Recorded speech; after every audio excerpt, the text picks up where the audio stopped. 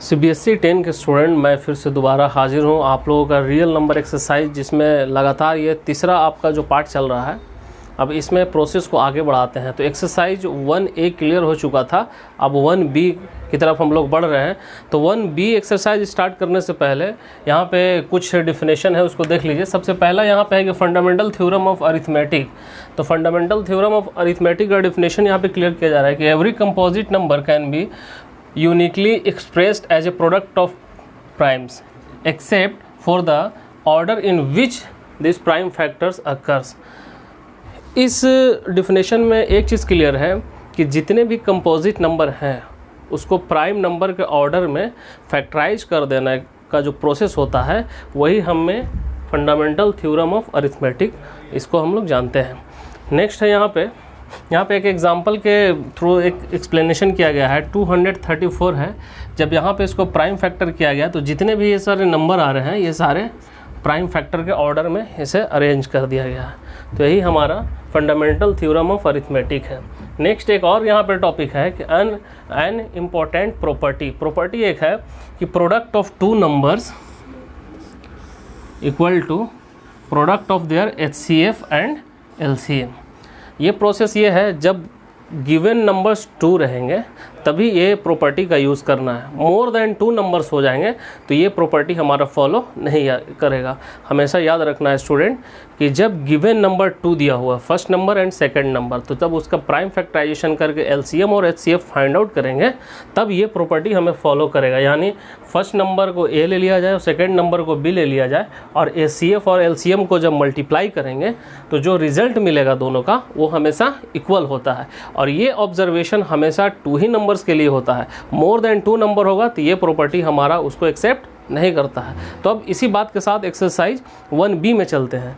तो 1B की exercise यहाँ पे है, तो उसमें फर्स्ट क्वेश्चन में चल रहे हैं। यहाँ पे दिया कि using prime factorisation method find the HCF and LCM and also verify that product of two numbers HCF and LCM। तो इसे वेरीफाई भी करना है एक्सरसाइज को, LCM भी फाइंड करने हैं, HCF भी फाइंड करने हैं, और इसे जो अभी प्रॉपर्टी बताए उस प्रॉपर्टी पे इसे प्रूफ करके भी बताना है कि ये प्रॉपर्टी इसमें फॉलो कर रहा है।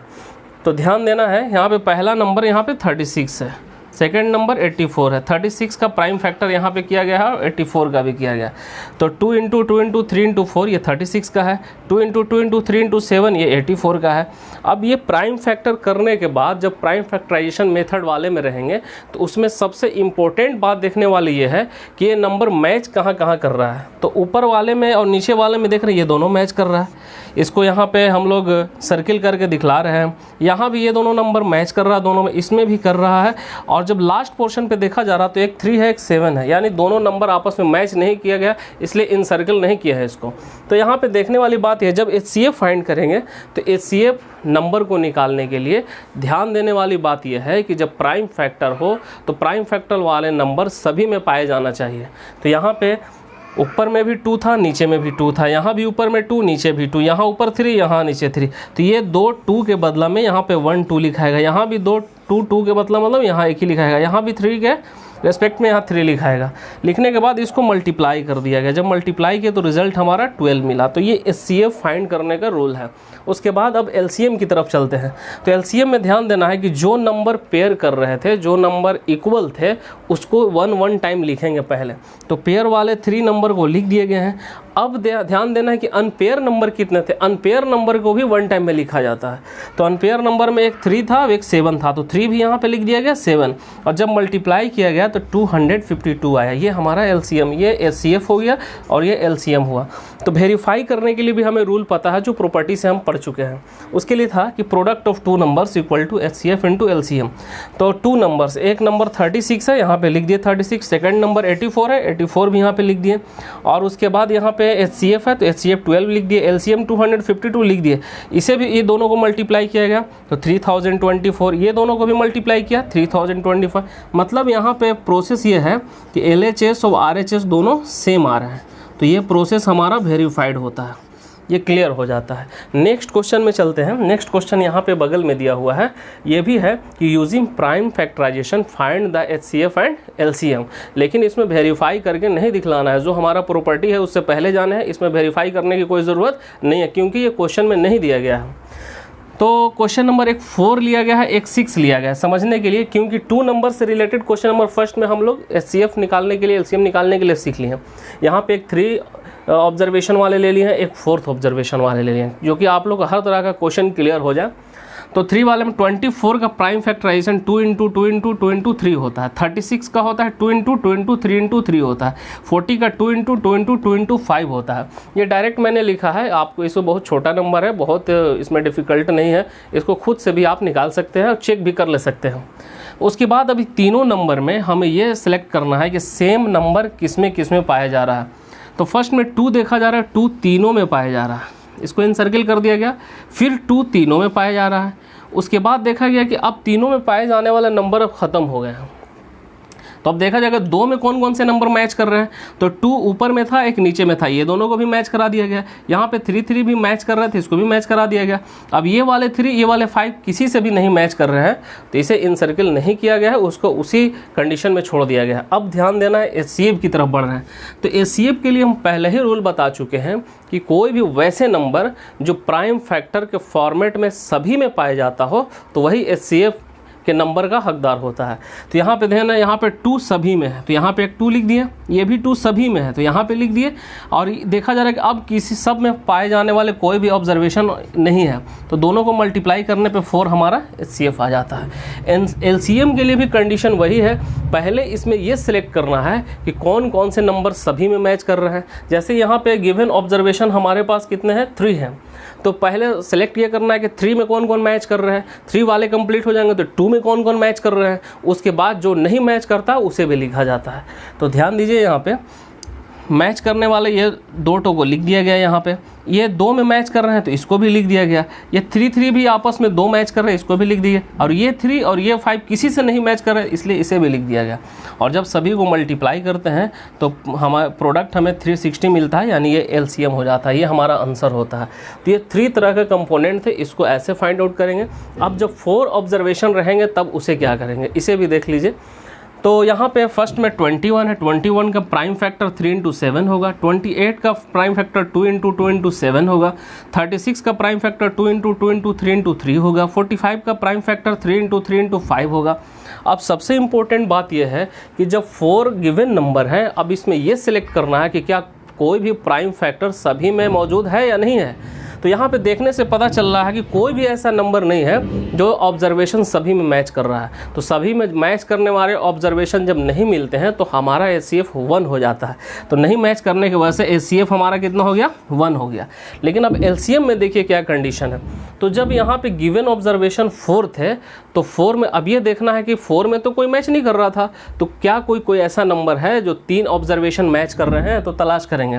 तो यहाँ पे एक 3 था, ये 3 यहाँ और फिर यहाँ, ये 3 में मैच कर रहे थे। तो ये वाले जो 3 हैं ये 3 में मैच कर रहे हैं, 3 में। और ये 2 जो है ये 2 में मैच कर रहे हैं, ये भी 2 में मैच कर रहे हैं, तो यहाँ पे लिख दिया गया, थोड़ा सा सजा दिया गया।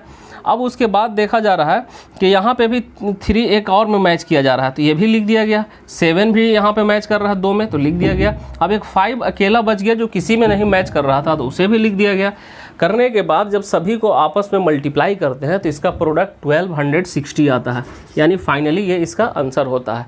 अब नेक्स्ट क्वेश्चन में चलेंगे, स्टूडेंट ध्यान दीजिए इसको। और क्वेश्चन नंबर 3 में चल रहे हैं। तो यहाँ पे क्वेश्चन जो दिया हुआ है कि the HCF of 2 numbers is 23 and their LCM is 1449 if one of the numbers is 161 find the others.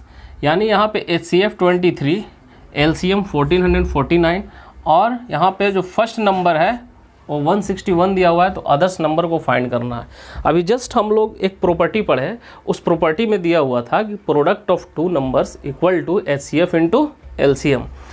तो यहाँ पे ध्यान देंगे, HCF हम लोग यहाँ पे इंडिकेट कर दिए हैं, LCM भी इंडिकेट कर दिया गया है, फर्स्ट नंबर भी इंडिकेट कर दिया गया है। अदर्स नंबर नहीं पता है तो उसे A मान लिया गया है, लेट द अदर्स नंबर भी A।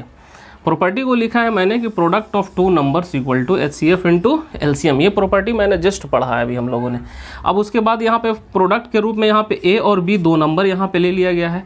और HCF यहाँ HCF का वैल्यू दिया हुआ 23 लिख दिया गया है। LCM का वैल्यू 1449 यहाँ पे लिख दिया गया है। उसके बाद B का वैल्यू भी 161 पुट कर दिया गया है। जो फर्स्ट नंबर के फॉर्मेट में है। तो a इक्वल टू यहाँ प्रोडक्ट में है तो नीचे डिवाइड में चला जाएगा। 23 से ये 7 टाइम में कैंसिल हो जाता है, और 7 से जब इसे कैंसिल करेंगे तो 207 टाइम में कटेगा, यानी जो अदर्स नंबर था वो 207 आ जाता है। ये भी आंसर क्लियर। तो इस टाइप के जितने भी प्रॉपर्टी वाले क्वेश्चंस रहेंगे तो इसी फॉर्मूला पे बनेंगे। अब नेक्स्ट क्वेश्चन की तरफ हम चलते हैं। बीच में कुछ क्वेश्चन छोड़े जा रहे हैं जो, यानी क्वेश्चन नंबर 3 के बाद 4, 5 दो क्वेश्चन छोड़े गए, उसी बेस पे बनेंगे 3 पे, तो उसे खुद से करेंगे होमवर्क के रूप में। क्वेश्चन नंबर 6 है, जो क्वेश्चन काफ़ी ईजी है लेकिन इसे भी बताना मुनासिब समझ रहे हैं। क्वेश्चन में दिया हुआ है कि is it possible to have 2 numbers whose HCF is 18 and LCM is 70-60। यहाँ पे एक स्टेटमेंट के दरमियान में पूछा जा रहा है और इसका रीज़न भी पूछ रहा है कि रीज़न भी इसे बताइए, क्या ये करेक्ट हो सकता है। पूछ रहा है कि is it possible to have 2 numbers whose HCF is 18। कोई 2 नंबर्स होगा, जो नंबर्स हमें ऑब्जर्वेशन हमें नहीं पता है, उसका HCF के बारे में 18 बोला जा रहा है, LCM 760। तो क्या इज़ इट पॉसिबल है ऐसा? अगर पॉसिबल है तो इसे रीज़न दीजिए, और नहीं है तो उसके भी लिए रीज़न देना है। तो देखिए, इस तरह का क्वेश्चन कभी भी एग्जामिनेशन में पूछा जाए या आपके दरमियान में आए तो यहाँ पे 2 चीज़ पे ध्यान देना है। सबसे पहला चीज़ तो हमारा HCF के फॉर्मेट में 18 है और LCM 760 है। ये कंडीशन क्लियर होता है कि हमेशा HCF LCM से डिविजिबल होता है। अगर ये कंडीशन फुलफिल नहीं हो पा रहा है तो ये समझिए कि इस तरह का कंडीशन पॉसिबल नहीं हो सकता है। तो हम डिवाइड करके यहाँ पे चेक करेंगे, 18 से 760 में डिवाइड करना है। तो यहाँ 4 टाइम में लगाएंगे तो 40 आ रहा है, 2 टाइम में लगा रहा है, फिर 4। अब यहाँ पे LCM पॉइंट लेना पड़ेगा, तो यानी कम्प्लीटली ये डिविजिबल नहीं हो पा रहा है। जब मैंने HCF को LCM से डिवाइड किया तो ये नंबर कम्प्लीटली डिविजिबल नहीं है, इसलिए ये कंडीशन पॉसिबल नहीं हो सकता है। तो यहाँ पे लिख देंगे इट इज़ नॉट पॉसिबल। तो ये क्वेश्चन क्लियर होता है। इसमें कंडीशन रीज़न भी दे दिया गया कि जब HCF से LCM में डिवाइड किया जाए तो कम्प्लीटली डिविजिबल हो जाए तो ये हमेशा पॉसिबल हो सकता है, और अगर डिविजिबल नहीं है तो पॉसिबल नहीं हो सकता, जो इसका आंसर निगेटिव में आया। क्वेश्चन नंबर 7 में चलते हैं। यहाँ पे क्वेश्चन को सिंपलेस्ट फॉर्म में लाना है। तो यहाँ पे एक नंबर है, फर्स्ट क्वेश्चन को लिए है और इसमें क्वेश्चन भी दिया हुआ है, तो इसे सिंप्लीफाई करना है, यानी कैंसिल करके शॉर्ट फॉर्म में लाना है। तो 23 से करेंगे तो ये 3 टाइम में कटेगा, ये 4 टाइम में हो जाएगा। अब ये नंबर जो आएगा सबसे सिंपलेस्ट फॉर्म में है। अब इससे इसे सिंपल नहीं किया जा सकता, तो ये आंसर हो गया। तो क्वेश्चन नंबर 7 में इसी तरीके से सिंपलेस्ट फॉर्म में आप लोगों को लाना है। क्वेश्चन नंबर 8 को छोड़ा जा रहा है, हम 9 में चल रहे हैं। तो 9 में ये है कि फाइंड द लार्जेस्ट। सबसे पहला वर्ड पे यहाँ पे ध्यान देना है, लार्जेस्ट। एक्सरसाइज में हम लोग पहले ही भी डिस्कशन कर चुके हैं कि कभी भी HCF निकालने से रिलेटेड कोई भी रहेगा तो लार्जेस्ट, ग्रेटेस्ट, इस तरह का अगर कोई वर्ड आता है तो ये समझ लीजिए कि हमें हाईएस्ट कॉमन मल्टीपल निकालना है, फैक्टर निकालना है, HCF निकालना है हम लोग को। HCF के लिए हमेशा ग्रेटेस्ट, लार्जेस्ट वर्ड आता है। तो यहाँ पे हमें मिला लार्जेस्ट, यानी यहाँ से क्लियर होता है कि हमें क्या निकालना है, HCF निकालना है। तो which divides 320 and 457। Leaving remainder, यहाँ पे रिमाइंडर दोनों के लिए दिया हुआ है। जैसे यहाँ पे फर्स्ट नंबर 320 है तो फर्स्ट रिमाइंडर 5 है, सेकंड नंबर 457 है तो सेकंड रिमाइंडर 7 है, यानी दोनों के लिए एक अलग अलग रिमाइंडर दिया हुआ है। और रिमाइंडर को पहले जब रिमाइंडर कहीं पे बच रहा तो उसको हम लोग माइनस करके उसे क्लियर कर लेंगे। तो 320 था तो उसको 5 माइनस कर लिया, 315 अब मेरा रिक्वायर्ड नंबर हो गया। 457 था, इसमें 7 माइनस कर लिया, 450 आ गया। अब ये दोनों का HCF निकालना, दोनों का प्राइम फैक्टर मैंने यहाँ पे कर लिया है। प्राइम फैक्टर करने के बाद यहाँ पे लिखा है, लिखने के बाद नंबर को देखा कौन किससे मैच कर रहा है। तो यहाँ पे फर्स्ट में 3 दोनों मैच कर रहा है, इन सर्किल कर दिया। यहाँ भी 3 मैच कर रहे हैं और 5 मैच कर रहे हैं। ये 3 नंबर आपस में मैच कर रहे हैं, बाकी नंबर एक दूसरे से मैच नहीं कर पा रहे हैं। तो HCF में आपको पता है कि मैच करने वाले नंबर को ही लिखते हैं। तो 3 × 3 × 5 जब मल्टीप्लाई किया गया तो 45 आया। तो ये भी आंसर क्लियर होता है। तो अब नेक्स्ट क्वेश्चन की तरफ चलें स्टूडेंट। नेक्स्ट क्वेश्चन नंबर 12 लिया गया है, बीच में कुछ क्वेश्चन छोड़े गए हैं, देख लेंगे उसको। तो क्वेश्चन नंबर 12 में है find the smallest number. Smallest, और स्मॉलेस्ट किस नंबर की इंडिकेशन करता है? आपको पहले से हम बार बार रिपीट कर रहे हैं, LCM। ग्रेटेस्ट रहेगा तो HCF। Which when increased by 7, यहाँ पे ये 17 जो है ये इंक्रीज करेगा, is exactly divisible by both 468 और 520। तो यहाँ पे ध्यान देने वाली बात यह है कि 17 जो है एग्जैक्टली इंक्रीज़ करने वाले नंबर है और स्मॉलेस्ट नंबर को फाइंड करना है, यानी एलसीएम फाइंड करना है। सबसे पहले यहाँ पे ध्यान देने वाली बात यह है कि जो नंबर हैं दोनों, फर्स्ट नंबर और सेकंड नंबर, उसे प्राइम फैक्टर किया गया। प्राइम फैक्टर यहाँ पे किए हैं। दोनों को लिखने के बाद जो नंबर सेम है उसे इनसर्किल कर दिया गया है। इनसर्किल करने के बाद एलसीएम फाइंड किया गया। इनसर्किल फाइंड करने पर यहाँ पे हमारा एलसीएम आ जाता है। एलसीएम आने के बाद इंक्रीजिंग नंबर हमारा क्या है, कितने नंबर इंक्रीज़ कर रहा है, तो 17। तो जब भी इस तरह के नंबर रहेंगे एलसीएम में कि कोई भी नंबर इंक्रीज़ कर रहा है, तो जो हमारा एलसीएम आता है, एलसीएम से ये इंक्रीज़ वाले नंबर को सब्ट्रैक्ट कर देते हैं। तो सब्ट्रैक्ट करने के बाद जो नंबर मिला 4663, ये हमारा रिक्वायर्ड आंसर हो जाएगा। नेक्स्ट क्वेश्चन है कि find the least number which should be added to 2497 show that the sum is exactly divisible by 5, 6, 4 and 3। यहाँ पे कुछ ऑब्जर्वेशन दिए हुए हैं जिसका सम जो है, सम के सेंस में यहाँ पे एलसीएम आ जाता है, यानी ये गिवन ऑब्जर्वेशन है, इसका एलसीएम जो है उससे डिविजिबल करना है। तो सॉल्यूशन में देखिए, सबसे पहले जो डिविजिबल ऑब्जर्वेशन है उसको यहाँ पे लिखा गया है। इसका जब एलसीएम निकाला गया तो 60 आया, और 60 आने के बाद जो हमारा गिवन नंबर था, गिवन नंबर यहाँ पे, इससे हम लोग क्या करेंगे, डिवाइड करेंगे। डिवाइड करने के बाद यहाँ पे रिमाइंडर हमारा कितना आता है, 37 आता है। तो यहाँ पे लिख देंगे कि रिमाइंडर 37 है। तो जो हमें फाइनली फाइंड करना उसमें देखिए कि required number to be added in 2497। 2497 में आखिर क्या ऐड किया जाएगा कि ये जो गिवन ऑब्जर्वेशन थे इसके एलसीएम से कम्प्लीटली डिविजिबल हो जाएंगे। तो जो नंबर हमारा डिवाइज़र आया था, यानी जो एलसीएम है, एलसीएम में 37 को माइनस कर देंगे, जो हमारा रिमाइंडर था, तो 23 आया। अब 23 को ये नंबर में अगर हम ऐड कर देते हैं तो ये नंबर 60 से कम्प्लीटली डिविजिबल हो जाएगा। तो आज स्टूडेंट इतना ही, हम 50 तक के क्वेश्चन को आज टच कर लिए हैं एक्सरसाइज 1B में। तो एक्सरसाइज 1B में 15 तक के या उससे आगे के भी जो क्वेश्चन बनेंगे आप लोग बनाएंगे। बाकी नेक्स्ट क्लास में इस एक्सरसाइज को भी कंप्लीट कर लिया जाए। So thank you everybody guys.